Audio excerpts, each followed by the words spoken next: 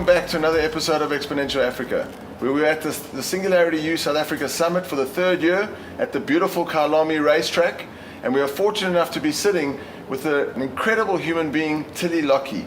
Tilly Lockie's life has been positively impacted by advances in robotics and technology.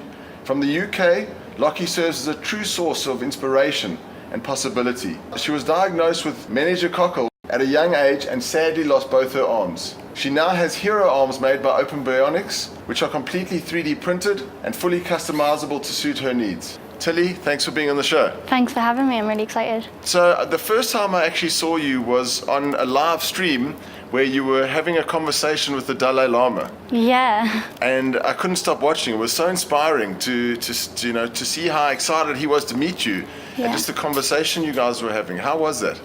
It was absolutely insane. Obviously, he's such an inspirational, well-known figure, and it was just, I have no words. They were like, oh, Tilly, we want you to come down to Amsterdam with Singularity U. I've done a couple of events in Amsterdam with Singularity U.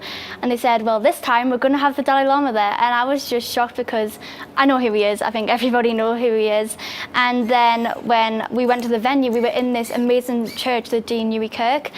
And it was just so stunning, and I remember him coming down the aisle, and you didn't actually see on the live stream, but he was high-fiving everyone, and so I was there with my hand out, ready to give him a high five, and as soon as he saw me, he was just like, wow, and we just had that instant connection. Because he's not a huge fan of technology, he doesn't use much social media, well, none at all. He doesn't really watch TV other than the news at 3 o'clock in the morning, but he saw them, and it was just a really good event where we were talking about how technology can help people, and technology and compassion, that was the theme, so it was just a great experience. Yeah, I remember him saying that, technology can help save humanity. He was very positive about embracing technology in the future.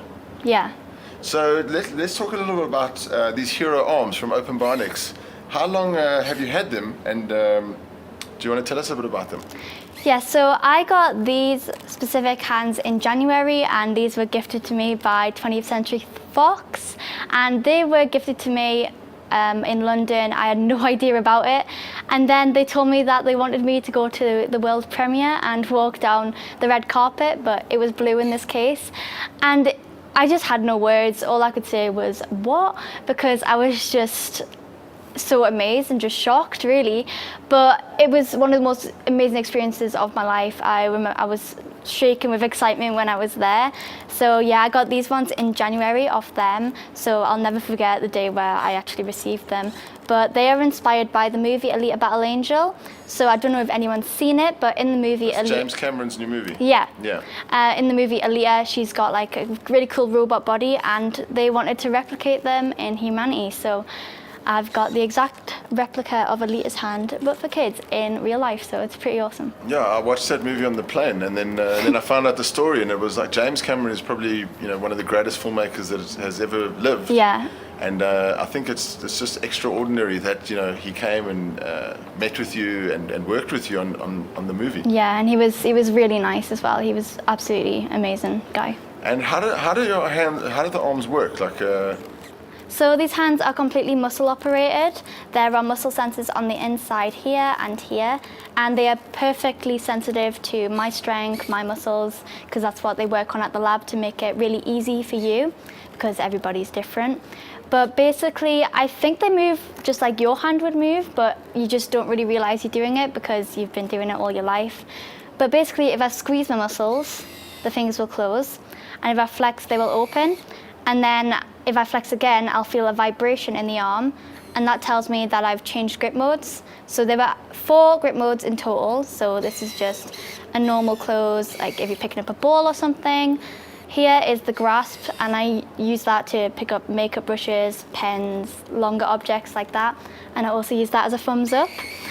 And then if I press this button here, I have access to the 2 other grips, and it goes purple. And they are the pinch, good for smaller objects, and then the tripod grip mode, and this is what I would use if I was like holding a fork or something for extra support. I mean, it's really unbelievable.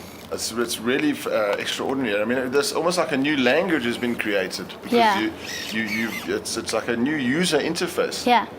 And where do you see this going in the next couple of years? I have really high hopes for Open Bionics because they're a really start-up company. They've only been going 5 years, and I've been working with them for 3 of those years. And when we first got with them, they were literally working in like a shoe cupboard, and there were only 4 of the workers there.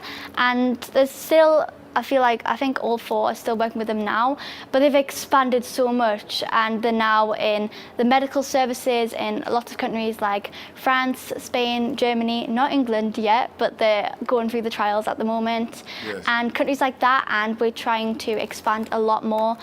And yeah, there's, I think, over 100 of them now, and they've just opened a new lab, and they are going to be launching the opening of that lab as soon as I get back from here. So if we can make it, that'll be good. I really hope so. But amazing. And I mean, since you were very young, you've been getting different technologies, different types of prosthetics and bionics. How have you seen it develop over the last 10 years? Or? It's absolutely insane. We started, my first ever hand I got, I was 2, and they were from our national health care system in the UK. And I never want to say anything bad about the NHS because they are the people who saved my life when I was battling with my meningitis when I was a baby. And they've helped me a lot with leg problems, all sorts that have stemmed from the septicemia. And so I never want to say anything bad about them, but their prosthetics weren't ideal. I couldn't physically operate it. I was scared of it. I thought of it more of a weapon than a hand. As much fun as it was, like chasing around my sisters, pretending I was Captain Hook or something, they just weren't the best, and they didn't help me at all. So we moved on from that, and then 10 years down the line, here we are with 3D printed multi-grip hands. It's almost like we're upgrading ourselves as humans, and with this new type of positioning around the prosthetics, it's you want to get upgraded. What was classed as a disability is now an advancement, and I just feel like that's so crazy, bearing in mind what prosthetics were like 10 years ago. It's just moved so quick.